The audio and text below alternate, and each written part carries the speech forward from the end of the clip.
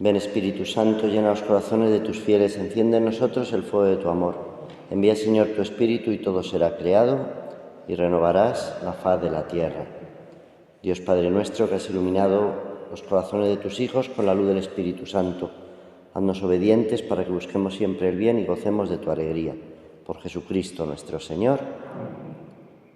Dios te salve María, llena eres de gracia, el Señor es contigo. Bendita tú eres entre todas las mujeres, y bendito es el fruto de tu vientre, Jesús. Santa María, Madre de Dios, ruega por nosotros pecadores, ahora y en la hora de nuestra muerte. Amén. Después de haber estado meditando durante este día en ese principio y fundamento, en esas ideas que recogíamos ayer de los ejercicios espirituales de San Ignacio de Loyola, antes de entrar en lo que podría ser materia para meditar esta noche y mañana durante el día y al hilo de lo que vayamos haciendo, pues unas ideas y unas pistas sobre maneras o modos de orar. La oración es hablar con Dios para alabarle, darle gracias, pedirle perdón o pedirle. Orar es tratar de amor con quien sabemos que nos ama, dice Santa Teresa de Jesús. Ayer decíamos también esa definición de oración de San Juan de la Cruz. Atención a lo interior y estar amando al amado. Los ejercicios espirituales en el fondo son una escuela de oración, porque de lo que se trata es de que nos ayuden a vivir pues en ese Dios en el que vivimos, nos movemos y existimos. La oración es sobre todo estar con Dios, más que hacer cosas. San Ignacio en los ejercicios espirituales da mucha importancia en todas las meditaciones a lo que él llama los preámbulos de la oración, los preparativos. En la vida todo lo que es importante hay que prepararlo bien, empezando por la comida y cualquier cosa, pues hacer unos buenos preparativos. Y él dice que antes de ponernos a rezar, dice incluso que unos pasos más atrás del lugar donde te vas a poner a rezar, que te pongas en presencia de Dios, que te pongas en situación, que pidas la gracia del Espíritu Santo. Él propone siempre alguna petición para cada meditación y cada momento de oración. Darle gracias, pues prepararnos. Quizás nosotros, en nuestro mundo de tanto ajetreo, la primera preparación, el primer preámbulo que tenemos que hacer es relajarnos, dejar fuera todas las preocupaciones y todas las inquietudes que tenemos antes de empezar a rezar y decir, venga, pues eso ya lo haré más tarde. Ahora este tiempo es para estar con Dios y respirar hondo y tranquilizarnos y entrar con Dios. Eso nos puede venir muy bien también cuando venimos a misa. A veces eso, pues vamos corriendo, salimos corriendo. Bueno, pues preparar el corazón. Y luego hay distintos métodos o maneras de rezar.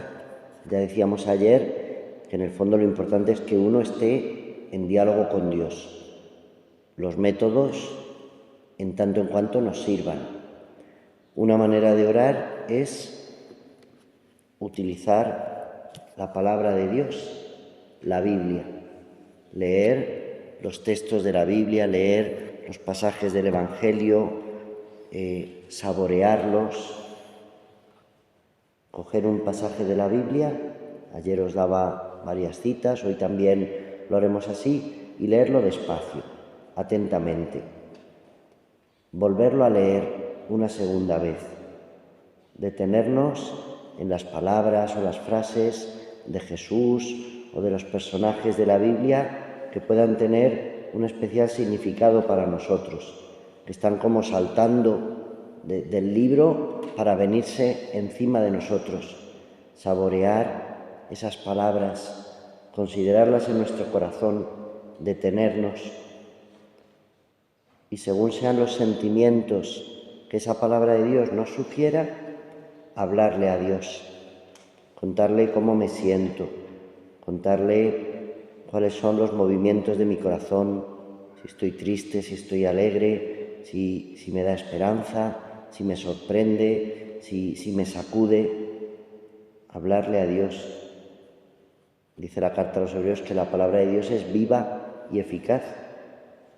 También dice el profeta Isaías que la palabra de Dios baja sobre nosotros como la lluvia y la nieve que empapan la tierra, la fecundan y la hacen germinar. Pues qué mejor manera que rezar para un cristiano que con la Biblia. Otra manera de rezar, de la que habla San Ignacio de Loyola y muchos otros autores espirituales, es la contemplación, contemplar. Contemplar no es mirar como a veces vemos por las calles de Toledo a los turistas, a los chinos que vienen con su cámara de fotos así a la carrera y con el móvil haciendo fotos y no se paran en nada y todo. No, contemplar es mirar despacio. Decía don José Rivera, el sacerdote de nuestra diócesis que está en proceso de canonización, que contemplar es ponerse a mirar un paisaje y mirarlo por la mañana, a mediodía, por la tarde, al anochecer. Así es como podemos conocer un paisaje, no verlo solamente un momento. Pensad cuando si uno va al valle a contemplar desde el valle la ciudad de Toledo, o aquí pues si nos vamos dando un paseo a las barrancas, pues no es lo mismo una hora que otra del día, no es lo mismo ni siquiera una época que otra del año. La luz, la vegetación, contemplar es detenerse, pues contemplar a Dios, poner en juego nuestra imaginación, poner en juego pues todas nuestras cualidades. Si es un pasaje del Evangelio, pues dice San Ignacio, contemplar lo que hacen, escuchar lo que dicen, mirar lo que miran, hasta oler lo que huelen, poner en juego los sentidos. Otra manera de rezar es la concentración, el ir al centro. Eso es lo que significa concentrar. A veces nuestro corazón está disperso, pues centrar nuestra atención en una palabra de Jesús, centrar nuestra atención en una imagen, en un crucifijo, en una imagen de la Virgen, concentrarnos pues hasta en nosotros mismos y en la presencia interior de Dios en nosotros, concentrarnos en los dones del Espíritu Santo para ir uno a uno meditándolos y pidiéndolos, o en las palabras del Padre Nuestro o del Ave María, pero no rezarlas así rápidas de carrerilla, sino de una en una, Padre, y darle vueltas, concentrar todo mi espíritu en la palabra Padre, y luego nuestro, Padre nuestro, y así ir concentrando, ir centrando. Otra manera, sobre todo, de los cristianos de Oriente, los ortodoxos, los católicos de rito oriental, es la repetición de determinadas fórmulas de oración que calen en nosotros. Hablan los cristianos de Oriente de la oración del corazón y es repetir al ritmo de la respiración: Señor Jesús, al coger aire, ten misericordia de mí, al soltar el aire. Y eso repetirlo hora tras hora, minuto tras minuto, hasta que llega a empaparnos: Señor Jesús, ten misericordia de mí. Son las jaculatorias que nos sabemos, pues repetir para que empape nuestro corazón. Y finalmente, otra manera de orar, otra manera de rezar es la imaginación, usar la imaginación para orar, para contemplar los pasajes del Evangelio, para estar imaginándonos esos momentos de encuentro con Jesús, esos momentos en los cuales pues las distintas personas que aparecen en el Evangelio se van encontrando con el Señor, se van encontrando con el Salvador. Pues todo eso también son maneras de rezar. Pues que procuremos aprovecharlas, y la que nos sirva o en un momento o en otro será distinta, pues centrarnos en ella. En la hojita que os he dado hoy, el título que he puesto es Reorientando el corazón. Siendo conscientes en la meditación de ayer de que Dios es nuestro principio y fundamento, que nos lo ha dado todo y nos ha creado para alabarle, para darle gloria, para ser santos, resulta que muchas veces pues esto es un desastre. Y no somos santos, sino que somos pecadores y que necesitamos pues una puesta a punto. Necesitamos arreglar las cosas. Necesitamos que nuestro corazón vuelva a orientarse, vuelva a encontrar su dirección. El pecado nos ha herido. Y de eso va esta meditación, pero también va de la conversión, de la vuelta a Dios. El Evangelio del pasado domingo era esa parábola en la cual el Hijo se ha apartado, pero vuelve a la casa del Padre. A lo mejor no con unas motivaciones muy perfectas, a lo mejor sin saber a lo que volvía, a lo mejor pues todavía bastante despistado, bastante pródigo, pero vuelve. Y eso es lo importante. Tenemos que reorientar nuestro corazón, volver a encontrar la dirección, que a veces nos perdemos. Hoy ya no está de moda hablar del pecado ni reconocer el pecado, pero Jesús habla del pecado. He venido no a llamar a los justos, sino a los pecadores. No necesitan médicos los sanos, sino los enfermos. La palabra que usa el Nuevo Testamento, que viene del griego, para hablar de pecado, es la palabra que significa equivocar el disparo en el tiro al blanco. Claro, si el fin de nuestra vida es ser santos, equivocarse en ese fin es el pecado. Jesucristo fue semejante en todo a nosotros, menos en el pecado. ¿Por qué? Porque su vida siempre estuvo orientada en la perfecta dirección, en la dirección de Dios.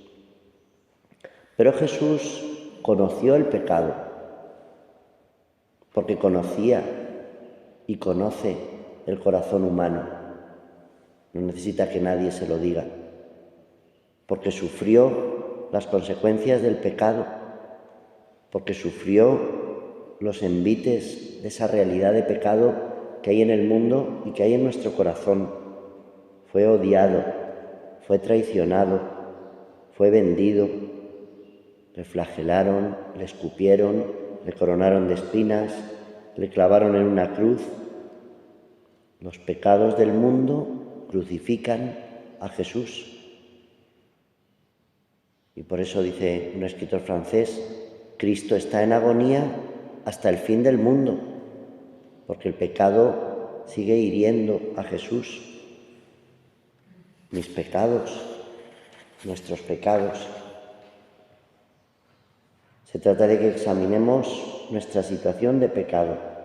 A veces hemos reducido el pecado a normas, a recetas, a leyes que se imponen más o menos caprichosas, y entonces pues es algo externo.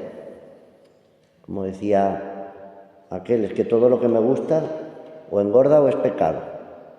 Bueno, pues no es eso.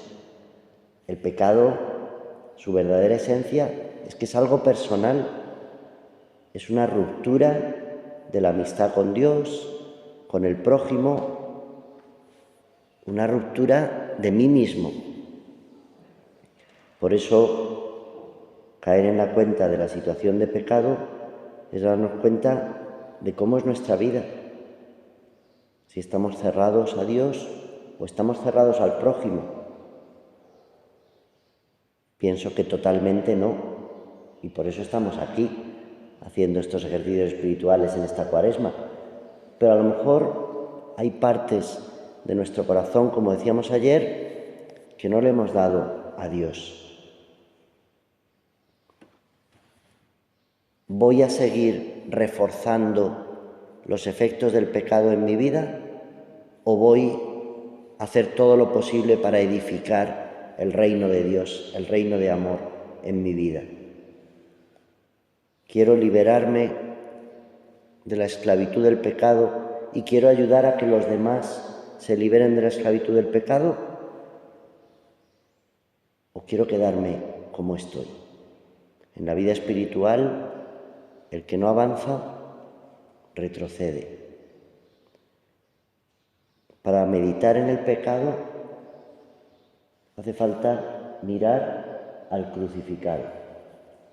Por eso, para esta meditación, pues mirar a Jesús en la cruz o imaginar la cruz, sus brazos extendidos, hablarle como a un amigo que ha hecho eso por mí, por mi pecado y por todos los pecados del mundo.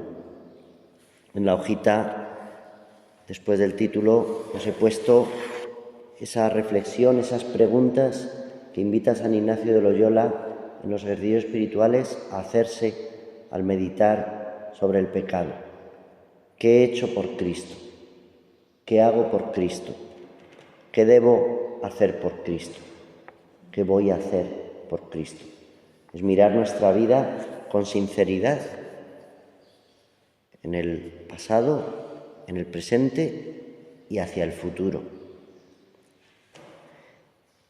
Ahí os he puesto en la hojita, en esta primera parte, para hablar del pecado.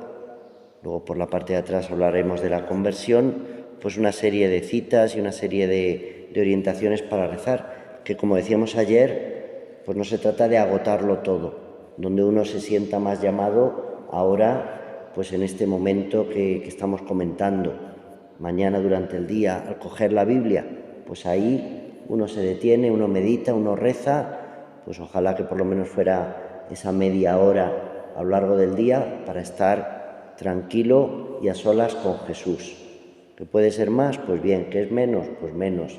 ¿Que es, después de esa meditación, al ir haciendo las cosas, pues en vez de tener puesta la tele o la radio o cualquier otra cosa, pues estar dándole vueltas a lo que hemos meditado, pues que nos ayude a crecer? Ahí os he puesto algo de lo que habla San Ignacio de Loyola y que la espiritualidad de los jesuitas le da mucha importancia, y es el examen de conciencia. Os he puesto los pasos que se proponen para ese examen de cada día. Terminar el día con un tiempo de mirarnos a nosotros, pero mirarnos en Dios y con Dios. Esos pasos tradicionales del examen de conciencia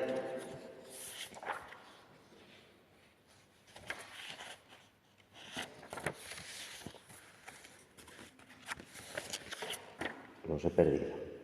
Tanto papel es lo que tiene. Aquí está.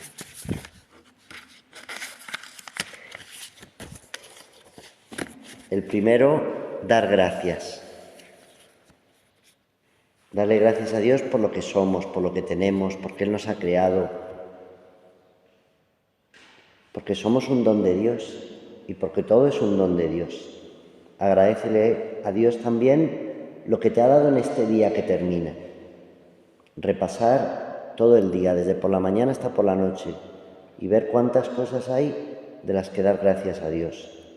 En segundo lugar, pedir luz, pedir el Espíritu Santo, como hemos hecho al principio de esta meditación, para que nos haga ver la presencia de Dios en el día, para que nos haga sensible a los regalos de Dios, para que nos haga conocer nuestras malas actitudes, examinar las acciones y las experiencias que hayamos tenido durante el día. No se trata de recordar, sino de hacerlo presente. ¿De qué manera estaba Dios presente en todo? ¿Me he comportado como se comportaría Cristo? ¿He actuado según los valores del Evangelio? ¿He desaprovechado las oportunidades de hacer algo por Dios? ¿Me he sentido llevado por Dios o por el egoísmo? ¿He aprendido algo de Dios? ¿Cómo lo he buscado? ¿Cómo he encontrado a Cristo en los demás? ¿Cómo le he comunicado a los demás? ¿En qué cosas en el día que termina Jesús no ha sido mi Señor? Manifestarle al Señor después el arrepentimiento por todo eso que no haya estado bien hecho. Entristecernos del pecado y asombrarnos y alegrarnos del perdón y el amor de Dios. Reconocer con humildad que somos débiles y agradecer la misericordia de Cristo. Y finalmente, pues hacer propósitos de ser y de actuar mejor. Querer vivir con Cristo. Terminar el examen de conciencia de cada noche, pues con un acto de confianza en Dios, con un acto de abandono en su amor, con un acto de agradecimiento, porque es Él el que lo va haciendo todo. Si viviéramos ese examen de conciencia cada día con verdadera entrega, pues seguro que avanzábamos y crecíamos mucho en nuestra vida espiritual. San Ignacio de Loyola propone en los ejercicios espirituales, al meditar sobre el pecado, hacer un triple coloquio. Dialogar con la Virgen María pidiéndole 3 cosas: que sienta interno conocimiento de mis pecados y aborrecimiento de ellos. Fijaros que empieza San Ignacio el diálogo, el coloquio con la Virgen María, igual que nosotros empezamos la confesión: Ave María Purísima, sin pecado concebida. La que no tiene pecado nos ayuda a nosotros a luchar contra el pecado.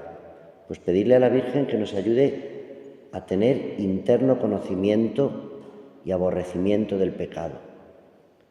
Segundo, pedirle a la Virgen María que nos ayude a sentir nuestro desorden interior, nuestra falta de armonía, esa división que tenemos, para que, rechazándola, pues pongamos orden. Y tercero, que nos conceda a la Virgen María que nos ayude a conocer el mundo, a conocer esas malas inclinaciones que nos vienen de fuera. Fijaros, lo interior, el desorden y lo que viene de fuera. Igual que se hace ese coloquio con la Virgen María, hacerlo con Jesús y hacerlo con el Padre. Qué manera de rezar, de orar, pues tan sencilla pero tan bonita, un diálogo. Tenéis ahí pues toda una serie de citas de la Biblia, pues tampoco me detengo mucho, podéis buscarlas. Pues se trata de ver que a veces el mal está instalado en nosotros y nos lleva a ser egoístas, a destruirnos totalmente, como dice la carta de Santiago en el capítulo 1, del 13 al 25. Descubrir que tenemos que tener el corazón abierto para el hermano, que muchas veces pues el pecado lo que nos lleva es a dividirnos, a alejarnos de los demás. La avaricia, el derroche. Hay un relato de un escritor inglés, Lewis, que habla en un libro de cómo es el infierno. Él lo llama que es un sueño. Y el infierno es una ciudad enorme donde los pocos que viven se van mudando cada vez más lejos unos de otros, porque no quieren estar cerca de nadie.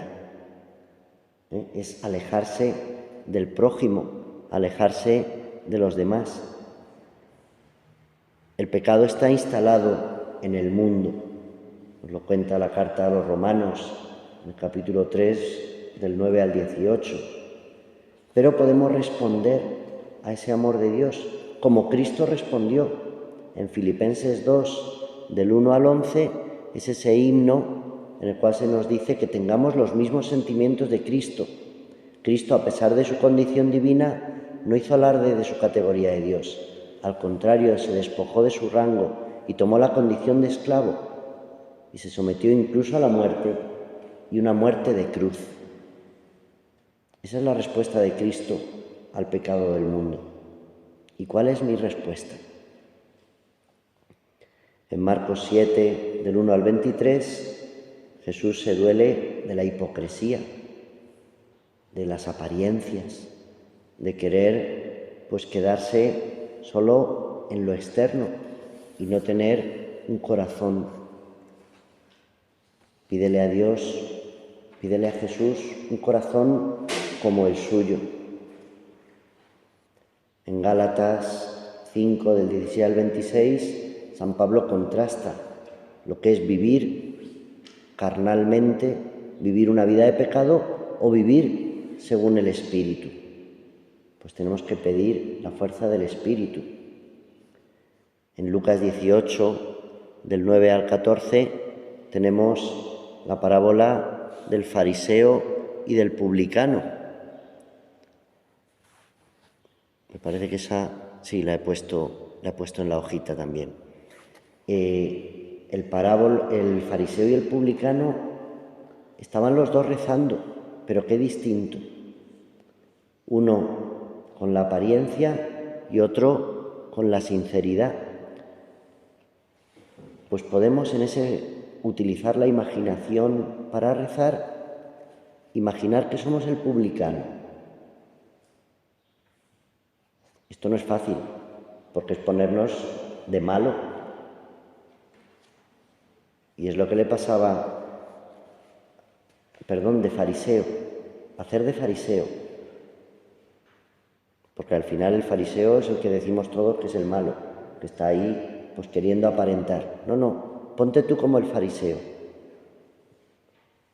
¿Qué actitud tienes? ¿Cómo miras al otro? ¿Cómo rezas? Luego ponerte en el lugar del publicano. Hablar con Dios según el papel de uno y del otro. Contarle al Señor nuestros fallos, pedirle su perdón. Igual ocurre algo parecido en el libro segundo del profeta de Samuel, en el capítulo 11, versículo 1, hasta el capítulo 12, versículo 15, que es cuando el rey David ha pecado. No ha cumplido su trabajo de ir a la guerra, ha cometido adulterio con la mujer de Urías, ha provocado la muerte de Urías. Ha sido un pecado tras otro, encadenado, cada vez más grave, que lleva a la muerte del hijo que espera. Y el profeta Natán se presenta ante el rey David y le cuenta una historia de un hombre que ha cogido y que ha quitado a su vecino el único cordero que tenía y el rey David se enfada. ¿Quién ha hecho eso? Que se le castigue. Y el profeta dice, pues has sido tú.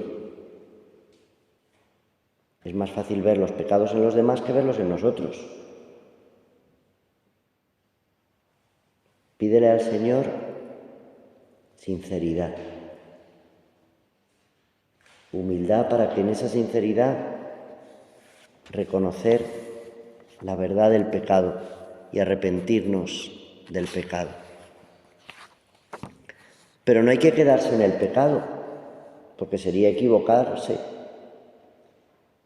Cristo no ha muerto para que nos deprimamos por el pecado y nos quedemos tristes y angustiados. Cristo ha muerto para salvarnos.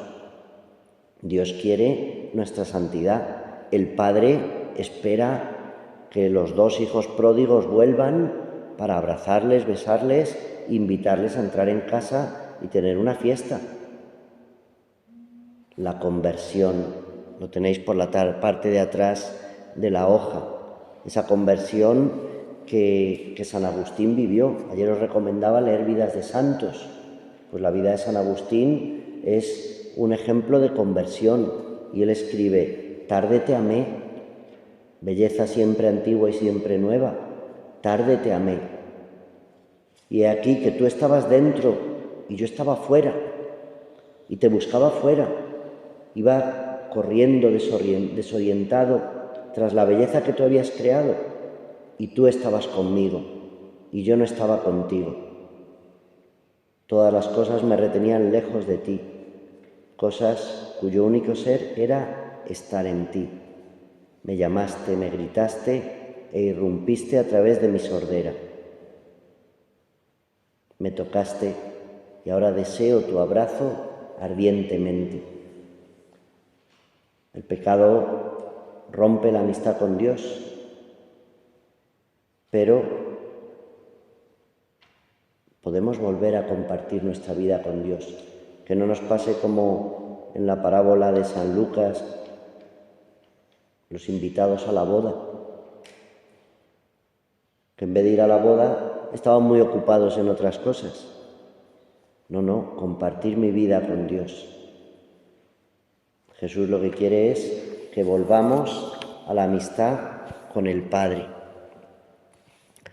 Podemos leer y meditar el capítulo 3 del libro del Génesis, el pecado original, Adán y Eva, cómo se dejan engañar, cómo dialogan con el demonio.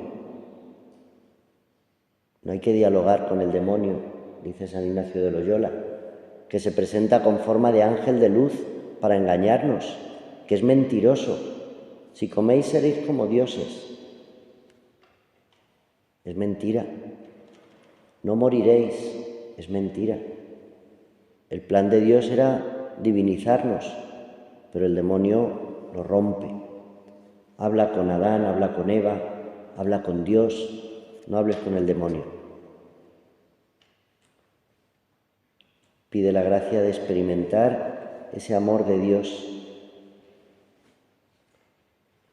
En el capítulo 8 de San Mateo, versículos 23 al 27, está ese pasaje de que Jesús calma la tempestad. Recordaréis pues esa oración del Papa Francisco en la plaza de San Pedro, precisamente en torno a este texto de Jesús dormido en la barca que calma la tempestad. Pensemos en el mar y en la tempestad como en nuestro pecado. Y Jesús está calmándolo, y Jesús está salvándonos. En la carta a los Romanos, capítulo 7, versículos 14 al 25, es ese pasaje tan conocido de San Pablo en el que dice: veo el mal y no lo quiero, pero lo hago. Y veo el bien y lo quiero, pero no lo hago. Estoy dividido, estamos rotos interiormente, pero Cristo quiere salvarnos. Podemos rezar como Job, cuando está después de haber sufrido tanto y se abandona en Dios y reconoce su debilidad y su pecado, pero se abandona en Dios. Como hizo Cristo en la cruz: Padre, a tus manos encomiendo mi espíritu. Meditar para tener una auténtica conversión en la historia de Zaqueo, en Lucas 19, versículos del 1 al 10. Zaqueo es un pecador. Zaqueo ha sido rechazado. ¿Qué hace Jesús? Pues Jesús no empieza diciéndole a Zaqueo: eres un sinvergüenza. No empieza diciéndole a Zaqueo: devuelve lo que has robado. Jesús empieza haciéndose amigo de Zaqueo. Hoy voy a tu casa. Uno no va a casa de cualquiera, va a casa de alguien con quien tiene confianza. Y Jesús va a casa de Zaqueo, quiere ser amigo de Zaqueo. Jesús acepta a Zaqueo. Y ahí empieza la conversión, el cambio. A veces empezamos la casa por el tejado. A los que están lejos de Dios empezamos a decirle, haz esto, haz lo otro, ve a misa, confiésate. Y lo que hay que hacer primero es quererles. Es lo que Jesús hace contigo y conmigo. Nos quiere aunque seamos pecadores. Recuerda tu vida, recuerda los pecados de tu vida y contempla en esos pecados el amor y la amistad de Jesús. Podemos rezar distintos salmos para meditar en la misericordia, en el perdón. El Salmo 130, que es una oración de pedir misericordia, de pedir ayuda. El Salmo 51, que es el que reza el rey David precisamente después del pecado, arrepentido. Misericordia, Dios mío, por tu bondad, por tu inmensa compasión, borra mi culpa, lava del todo mi delito, limpia mi pecado. Pide ser purificado, pide ser salvado, pide el perdón, pedirle a Dios que arranque el corazón de piedra y que nos dé un corazón de carne. En el profeta Ezequiel pues se nos cuenta también esa actitud de Dios que crea en nosotros un corazón nuevo, que nos transforma totalmente. Podéis contemplar, igual que el pasaje de Zaqueo, pues el de aquella mujer pecadora que le lava los pies a Jesús, hablar con ella. Ha pecado mucho, pero ha llorado mucho y ha amado mucho, y por eso se le perdona mucho. O el de la mujer adúltera, que la quieren apedrear. El que esté libre de pecado, que tire la primera piedra. Imagínate que eres el que acusa, y muchas veces lo somos, o que eres la mujer. ¿De qué pecado le quieres pedir perdón a Jesús? Sentirte y saberte amado por Jesús. Yo no te condeno. Vete y no peques más. La llama a la conversión, la llama a una nueva vida. Jesús escribía en el polvo, en la arena. Jesús nuestros pecados los escribe sobre la arena y se los lleva el viento. Cuentan la historia de dos amigos que iban por un camino y en un momento dado uno de ellos estuvo a punto de morir ahogado y el otro le salvó la vida.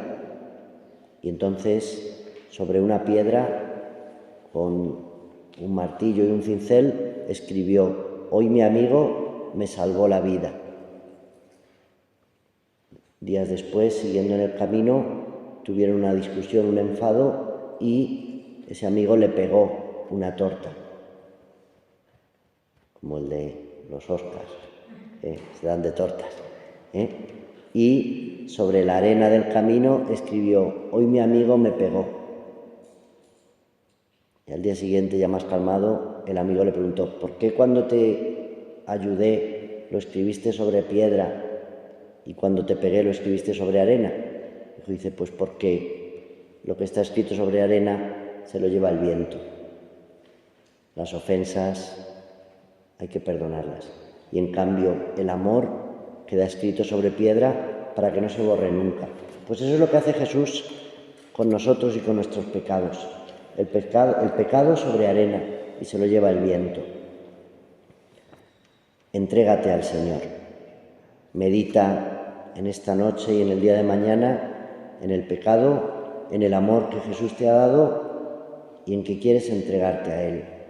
Amarle con todo el corazón, amarnos unos a otros con todo el corazón. ¿Por qué? Porque Dios nos ha amado primero, porque Él está en nosotros. En Mateo 25, del 31 al 46, está el juicio final, que San Juan de la Cruz resume en una frase magistral: al atardecer de la vida te examinarán del amor. Tuve hambre, estuve enfermo, estuve desnudo. Lo que hicisteis a uno de estos, a mí me lo hicisteis. Al atardecer de la vida te examinarán del amor. Escucha esas palabras de Jesús y piensa dónde te colocas. Si te entregas, no te entregas, si amas, si no amas, que no estemos paralíticos, como parecía en el Evangelio de hoy, o como aquel que descolgaron en camilla delante de Jesús, sino que nos pongamos en pie con el amor de Cristo y esos talentos, la parábola de los talentos que hemos recibido, pues los pongamos en juego, no solo para no pecar, no hacer el mal, sino para hacer el bien, porque Cristo nos ha dado muchos talentos para que hagamos mucho bien. Rezamos a Jesús pidiéndole que nos dé un corazón como el suyo. Alma de Cristo, santifícame. Cuerpo de Cristo, sálvame. Sangre de Cristo, embriágame. Agua del costado de Cristo, lávame. Pasión de Cristo, oh buen Jesús, óyeme. Dentro de tus llagas, escóndeme. No permitas que me aparte de ti. Del maligno enemigo, defiéndeme. En la hora de mi muerte, llámame y mándame ir a ti, para que con tus santos te alabe por los siglos de los siglos. Amén.